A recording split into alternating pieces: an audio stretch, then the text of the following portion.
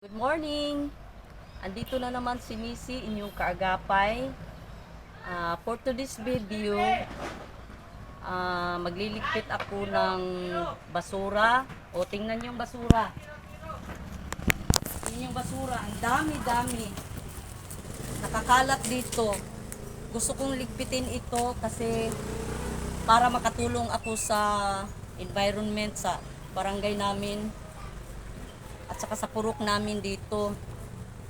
Kasi yung mga bata dito tapon ng tapon, mga plastic, mga wrappers, mga lahat-lahat na, nandito na lahat. Tapos gusto kong ligpitin, wala namang nag-utos sa akin para makatulong lang ako sa purok namin. Kasi malapit lang dito sa basketball court, kaya maraming mga bata dito naglalaro araw-araw. So, sinabi dito sa word ni Jesus sa Colossians 3:23, whatever you do, work heartily as for the Lord and not for men.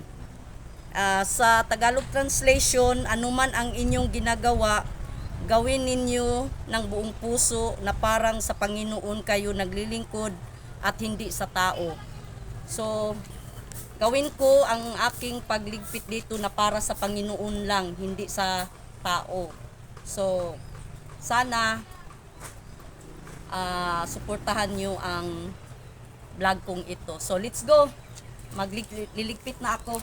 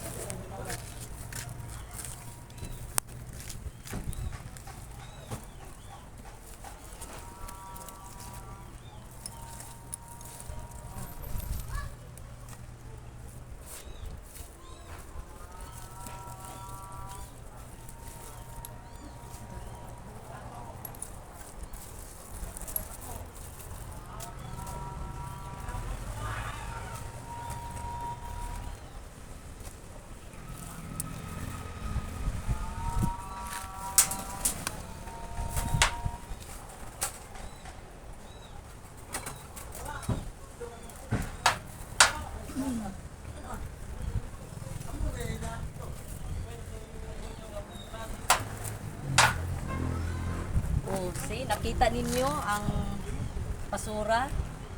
So,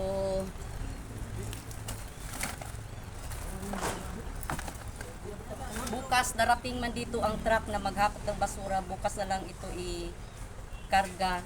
Hintayin na lang namin magdating dito ang truck para makarga na itong mga basura dito. So, thank you Lord, natapos na. Masaya ako sa ginagawa ko na makatulong ako sa purok namin at saka sa kalinisan dito sa purok namin, sa environment. So, ginagawa ko ito para sa Panginoon, hindi sa tao. So, thank you Lord, natapos na at sana wala nang magtapon dito para kailangan din silang turuan mga bata.